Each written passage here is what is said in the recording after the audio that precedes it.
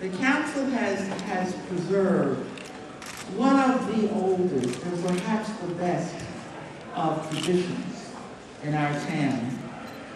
And that's the tradition of equal rights. This city stood for equal rights and a few others did.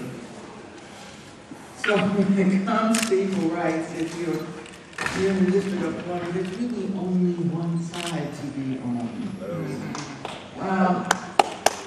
That's one side. You know,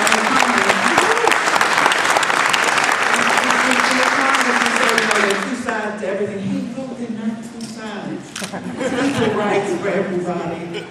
And especially for us, there can be no exceptions when it comes to marriage, which is the most intimate, the most personal, the most precious of relationships. We can't get into that.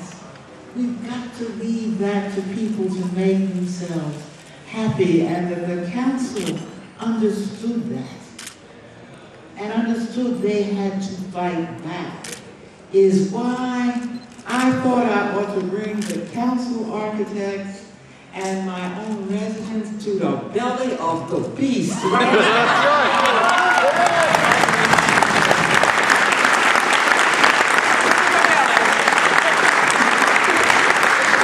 To tell you the honest to goodness truth, we've had a countdown, some of you may have seen on our website. Now, I don't have to count down on most DC bills these days, but this was one that we kept the countdown and the countdown record to guard against any untoward movement by somebody from somewhere about a bill that has no business being here. And they are lurking around. They went up on my website and they reported me to Frankie because my website said that this was a celebration. Yes, this is no. You're not supposed to have celebrations. Frankie says you need to call it an event. Hey everybody, this is an event. Celebrate.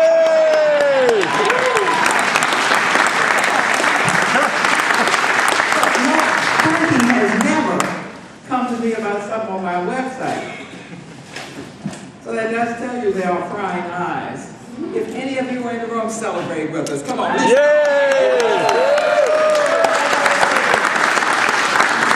We are close to passing my bill that will assure that what the council passes in the future stays in the district. It is not anybody's business but your own.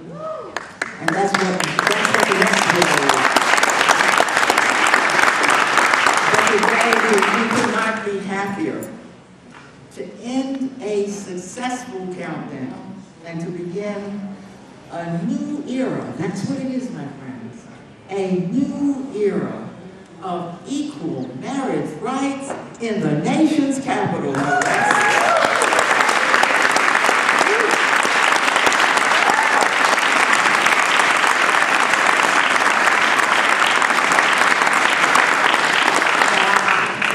Not to worry. For me, I am only transitioning from century to vigil. I begin that vigil today to see to it that Congress never divorces us from our equal marriage bill.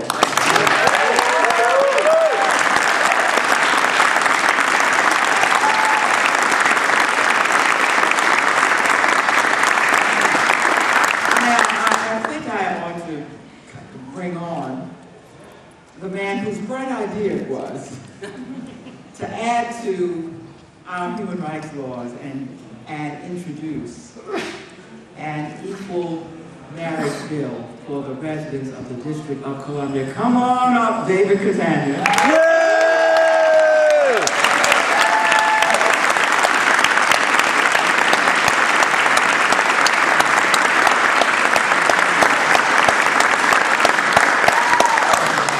I want to thank our delegate. delegate for hosting us tonight.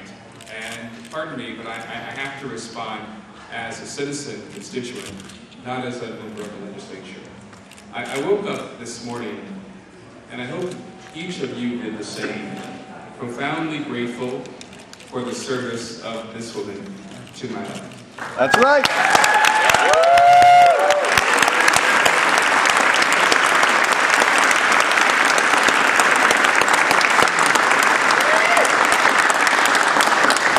This body is full of representatives from around the country, and every time our delegate speaks, I'm proud that she represents us. Every single time. When there are issues of controversy or whatever affecting other members of Congress, you never hear anything other than smart, engaged, principled advocacy that come out of this woman. And I am as a resident, thankful. And so I have a few presents for you as a constituent. Now you know that our delegate is an amazingly fit individual. And I had a few of these printed up, and I didn't print up enough medium, right, for a party that we hosted on the 15th. There was one left, and I've been guarding it since then, because I didn't dare bring our delegate a large. Yay!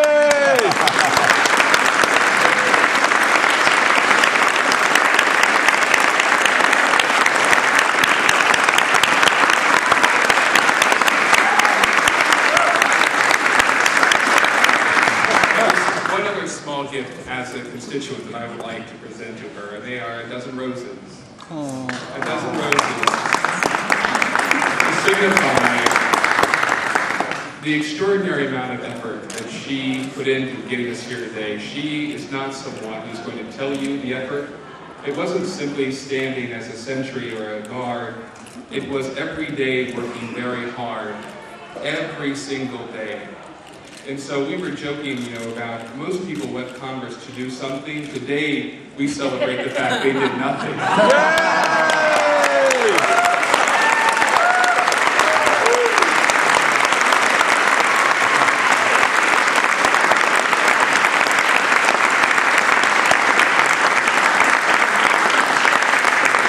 I will be brief. I want to thank not only our delegate, but our mayor for signing it, our chairman for leading it, Chairman Mendelson, who's here from the Judiciary Committee.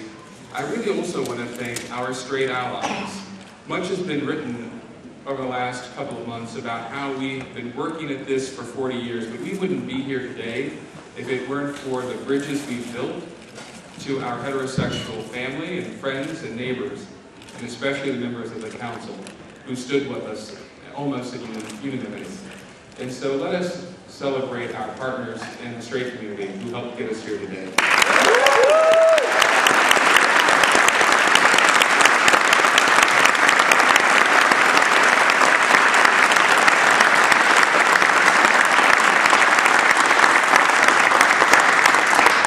I just want to say a few words about some of the people on whose shoulders we stand.